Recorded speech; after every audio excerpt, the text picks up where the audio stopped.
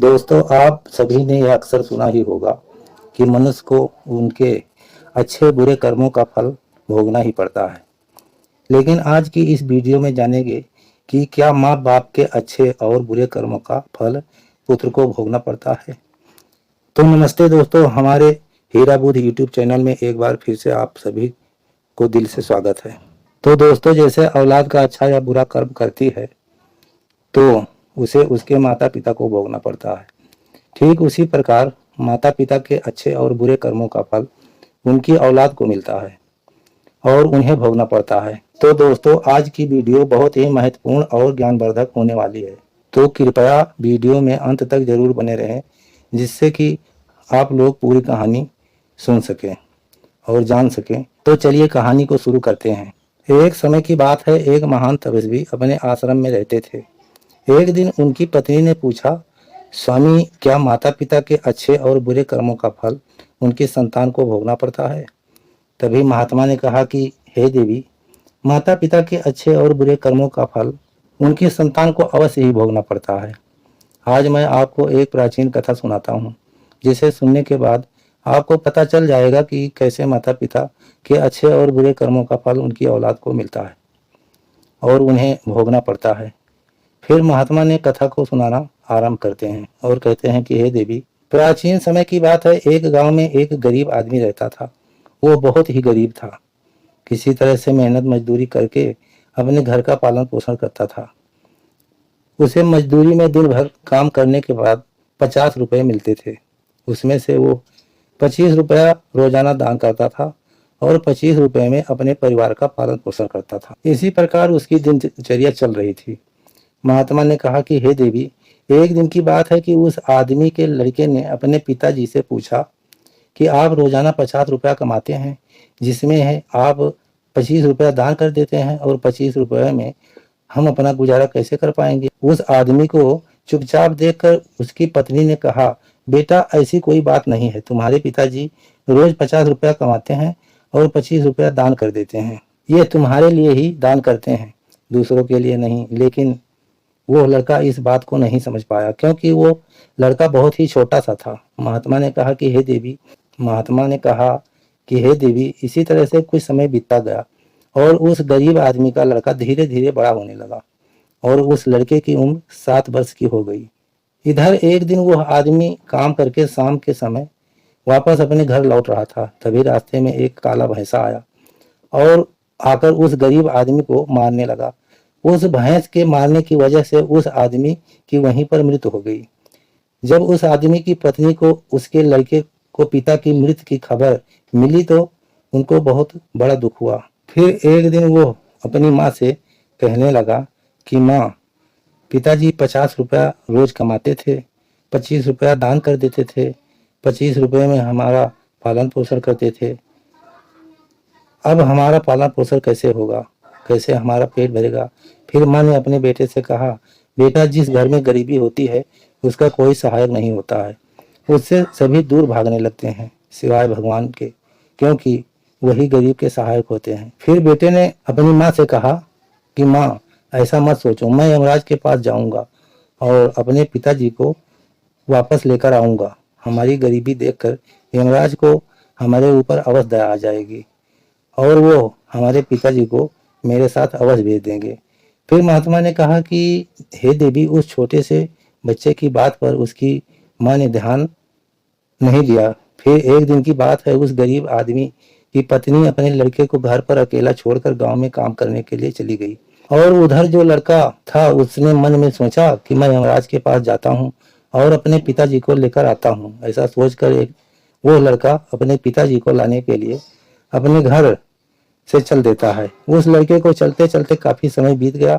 फिर उसे थकान का अनुभव हुआ और वो एक बहुत ही विशाल आम के पेड़ को देखकर उसकी छाया में जाकर बैठ गया। तभी उस आम के पेड़ ने मनुष्य की आवाज में कहा कि बेटा, तुम कौन हो और कहाँ जा रहे हो? मेरी छाया में आज तक तुम्हारे जैसा कोमल बालक नहीं आया। फिर उस लड़के ने कहा कि मैं एक गरीब आदमी का बेटा हूँ और अपने पिताजी को लाने के लिए यमराज के पास जा रहा हूँ। उस आम के पेड़ के ने जब उसकी यह बात सुनी, उसने कहा कि बेटा, तुम मेरे लिए भी यमराज से एक प्रश्न पूछ कर आना कि मैं कई वर्षों से यहाँ पर लगा हुआ हूँ, लेकिन मेरा एक भी पत्ता जमीन पर नहीं गिरा और ना ही मेरी डालियां सूखी हैं। मैं कितने वर्षों तक और यहाँ खड़ा रहूंगा? मैंने अपने पूर्व जन्म में ऐसा कौन सा पाप किया था जिस कारण से मुझे इस योनि से मुक्ति नहीं मिल पा रही है? इसका कौन सा कारण है? तब उस लड़के ने कहा कि ठीक है, मैं यमराज से तुम्हारा यह प्रश्न पूछकर आऊंगा।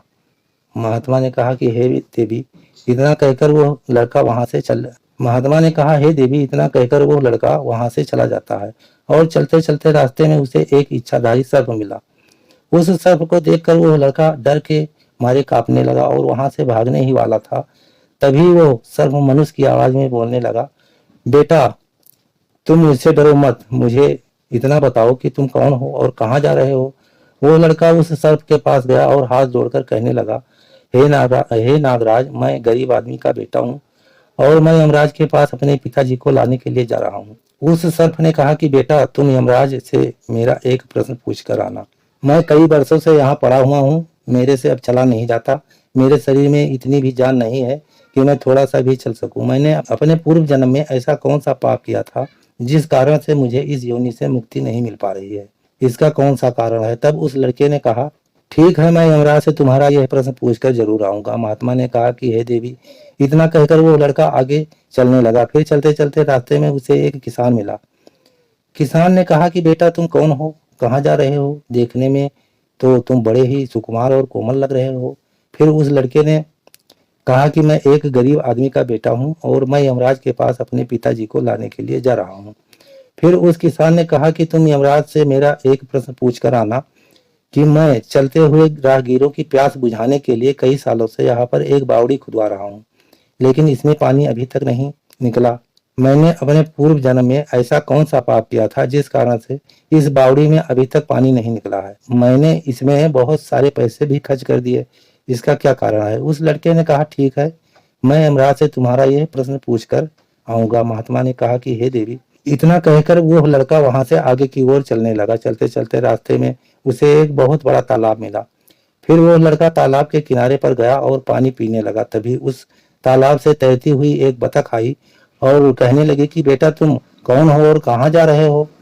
तब उस लड़के ने कहा कि मैं गरीब आदमी का बेटा हूँ और मैं यमराज के पास मेरे पिताजी को लाने के लिए जा रहा हूँ। महात्मा ने कहा कि हे देवी, उस लड़के की बात सुनकर उस बालक ने कहा कि बेटा, तुम यमराज से मेरा एक प्रश्न पूछ कर आना। कई वर्षों से मैं इस तालाब में भटक रही हूँ, मेरी 7 पीढ़ियां गुजर गई, परंतु मैं अभी तक इसी तालाब में रह रही हूँ। मैंने अपने पूर्व जन्म में ऐसा कौन सा पाप किया था जिसके कारण मुझे इस योनि से मुक्ति नहीं मिल पा रही है? इसका क्या कारण है? तब उस लड़के ने कहा, ठीक है, मैं यमराज से तुम्हारा यह प्रश्न पूछ कर आऊंगा। इतना कहकर वो लड़का वहां से आगे की तरफ बढ़ने लगा। चलते चलते तालाब के दूसरे छोर पर पहुंचा। चलते चलते तालाब के दूसरे छोर पर वो बालक पहुंचा। दूसरे किनारे पर जब वो पहुंचा तो उसने देखा कि एक मरा हुआ बगुला वहां पड़ा हुआ था। जब वो लड़का उस मरे हुए बगुले को लांग कर जाने लगा तो वो मरा हुआ बगुला कहने लगा, बेटा, तुम कौन हो और कहाँ जा रहे हो? उस लड़के ने उसकी आवाज सुनकर कहा कि मैं एक गरीब आदमी का लड़का हूँ और मैं यमराज के पास अपने पिताजी को लाने के लिए जा रहा हूँ। उस बगुले ने कहा कि तुम यमराज से मेरा एक प्रश्न पूछकर आना कि मेरा शरीर कई वर्षों से इस तालाब के किनारे ही पड़ा हुआ है। कभी पानी की लहर आती है तो मेरा शरीर तालाब के अंदर चला जाता है और पानी की लहर वापस जाती है तो फिर मैं यहीं पार रह जाता हूँ। ना तो मेरा शरीर गलता है और ना ही सड़ता है। इतने सालों से जैसे का तैसा ही मैंने अपने पूर्व जन्म में ऐसा कौन सा पाप किया था जिसके कारण मुझे इस शरीर से मुक्ति नहीं मिल पा रही है और इसका क्या कारण है? उस लड़के ने कहा, ठीक है, मैं यमराज से तुम्हारा यह प्रश्न पूछ कर जरूर आऊंगा। महात्मा ने कहा कि हे देवी, इतना कहकर वो लड़का वहां से चला गया और वहां से चलते चलते यमपुरी में पहुंच गया और वहां पहुंचकर यमराज को प्रणाम किया और हाथ जोड़कर कहने लगा, यमराज, मेरे पिताजी कहाँ पर हैं? जब मेरे पिताजी घर पर थे तो वो रोजाना 50 रुपया कमाते थे, जिसमें से 25 रुपए तो दान कर देते थे और 25 रुपए में से हम लोगों का पालन पोषण करते थे। लेकिन अब मेरे पिताजी घर पर नहीं हैं तो मैं और मेरी माँ भूखे मर रहे हैं। आप उन्हें जल्दी से मेरे साथ हमारे घर पर भेज दीजिए। महात्मा ने कहा कि हे देवी, यमराज ने उस लड़के की बात सुनकर कहा, ठीक है, मैं तुम्हारे पिताजी को घर पर भेज दूंगा, पहले तुम यहाँ पर बैठो। यमराज ने उस लड़के को अपने पास में बिठाया और उसको भोजन कराया। भोजन कराने के बाद पूछा कि तुम्हें और क्या चाहिए। फिर उस लड़के को रास्ते में जो मिले थे उनके प्रश्न यमराज से पूछे। यमराज ने उन सभी प्रश्नों के उत्तर दिए और कहा कि बेटा तुम जाते समय उन सबको उनके उत्तर बताते जाना। फिर यमराज ने कहा कि बेटा तुम अपने घर पर जाओ, तुम्हारी माँ तुम्हारा इंतजार कर रही है, तुम्हारे पिताजी तुम्हारे घर पर पहुंच जाएंगे। फिर वो लड़का यमराज को प्रणाम करके वहां से वापस अपने घर के लिए चलने लगा। चलते चलते रास्ते में सबसे पहले वही मरा हुआ बगुला मिला जो तालाब के किनारे पड़ा हुआ था। उस लड़के को देखकर वो मरा हुआ बगुला कहने लगा, बेटा ये तुमने यमराज से मेरा प्रश्न पूछा था। तब उस लड़के ने कहा, हाँ मैंने यमराज से तुम्हारा प्रश्न पूछा था। यमराज ने कहा है कि तुम पहले बहुत बड़े विद्वान थे परंतु तुमने किसी को भी अपना ज्ञान नहीं बताया। अब मर गए हो, वो ज्ञान तुम्हारे अंदर खौल रहा है। जब तक तुम अपना ज्ञान किसी को नहीं बताओगे तब तक तुम्हारी आत्मा को शांति नहीं मिलेगी। महात्मा ने कहा कि हे देवी। फिर उस मरे हुए बगुले ने कहा कि बेटा अब ऐसी हालत में मेरे पास ज्ञान लेने के लिए कौन आएगा, तुम मेरा ज्ञान ले लो। फिर उसने उस लड़के को जितना भी उसके पास ज्ञान था वो सारा ज्ञान उस लड़के को दे दिया और ज्ञान देने के बाद तुरंत ही उसकी आत्मा को मोक्ष की प्राप्ति हो गई। फिर वो लड़का आगे चल पड़ा। चलते चलते उसे वही बतख मिली। बतख ने कहा कि बेटा क्या तुमने यमराज से मेरा प्रश्न पूछा था। उस लड़के ने कहा कि हाँ यमराज से मैंने तुम्हारा प्रश्न पूछा था। उन्होंने कहा है कि तुम्हारे अंदर अमृत है, जब तक तुम इस अमृत को किसी को नहीं दोगी तब तक तुम ऐसे ही व्याकुल रहोगी।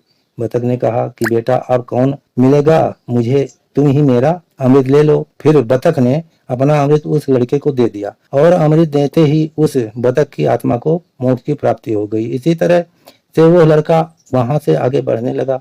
फिर चलते चलते रास्ते में उसे वही किसान मिला जो पहले मिला था, जो राहगीरों के लिए बावड़ी खुदवा रहा था। उस किसान ने जैसे ही उस लड़के को देखा तो बड़े प्रेम से हाथ जोड़कर कहने लगा कि बेटा क्या तुमने यमराज से मेरा प्रश्न पूछा था। उस लड़के ने कहा, हाँ पूछा था। यमराज ने कहा कि आपके घर में एक जवान कन्या कुमारी बैठी हुई है, जब तक आप उस लड़की का विवाह नहीं करोगे और कन्यादान नहीं करोगे तब तक बावड़ी में पानी नहीं निकलेगा। पहले जो तुम्हारा कर्म है उसे पूरा करो, जो ईश्वर ने तुमको दायित्व सौंपा है उस पर ध्यान दो। पहले आप कन्यादान करो, उसके बाद इस बावड़ी को खुदवा कर फिर इस बावड़ी को खुदवा कर सब राहगीरों को पानी पिलाना।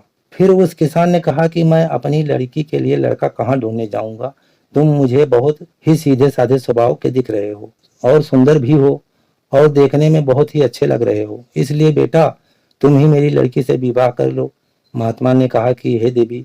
फिर उस किसान ने अपनी लड़की का विवाह उस लड़के के साथ कर दिया। फिर किसान ने अपनी लड़की को बहुत सा सारा धन देकर विदा किया। फिर वो लड़का आगे चला। चलते चलते रास्ते में उसको वही इच्छाधारी सर्प मिला। उस सर्प ने कहा कि बेटा क्या तुमने यमराज से मेरा प्रश्न पूछा था। तब उस लड़के ने कहा कि हाँ पूछा था।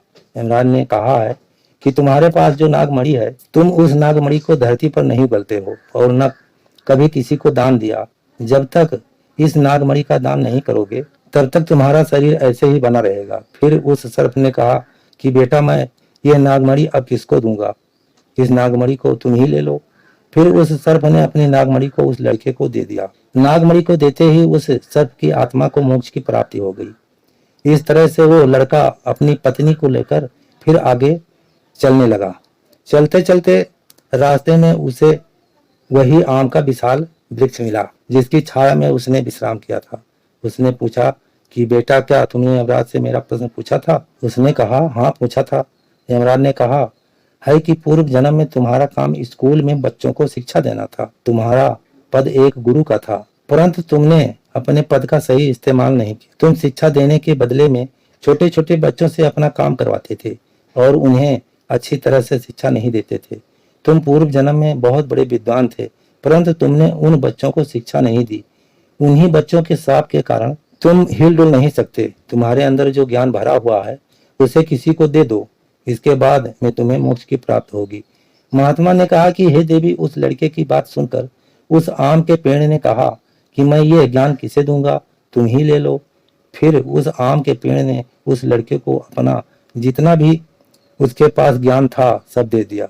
जैसे ही उस आम के पेड़ ने उस लड़के को अपना ज्ञान दिया तो उसकी भी आत्मा को शांति मिल गई और वो उस पेड़ की योनि से मुक्त हो गया। वो लड़का अपनी पत्नी के साथ चलते चलते अपने घर पहुंच गया। जब वो लड़का अपने घर पहुंचा तो वो लड़के की माँ को देखकर बड़ी खुश हुई और कहने लगी, बेटा तुम कहाँ चले गए थे, और ये लड़की तुम्हारे साथ में कौन है। फिर उस लड़के ने जो भी उसके साथ घटना घटी थी वो सब कुछ अपनी माँ को बता दिया। फिर महात्मा ने कहा कि हे देवी, अब उस लड़के को ज्ञान हो चुका था कि उसके पिताजी वापस नहीं आ सकते। अब उनकी मुक्ति हो चुकी है। उसके पिताजी जो दान धर्म किया करते थे उसका फल उस लड़के को यमराज ने दे दिया। इस प्रकार से महात्मा ने अपनी पत्नी को बताया कि माता पिता के अच्छे और बुरे कर्मों का फल उनकी औलाद को कैसे प्राप्त होता है और पूर्व जन्म के कर्मों का फल व्यक्ति को कैसे मिलता है और उसके पिता द्वारा किए गए पाप और पुण्य कर्म की उसके बच्चों को कैसे मिलते हैं।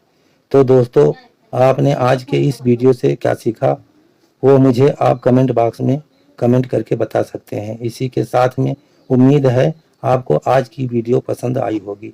अगर पसंद आई हो तो इस वीडियो को एक लाइक करें और उस इंसान को शेयर करें जिससे ये कहानी सुनने की ज़रूरत हो, और उसके ठीक बाद हमारे चैनल हीरा बुद्ध को सब्सक्राइब करें। तो चलिए फिर मिलते हैं ऐसी एक और नई वीडियो में एक नए मैसेज के साथ। तब तक के लिए अपना और अपने माता पिता और घर परिवार वालों का ख्याल रखें। धन्यवाद।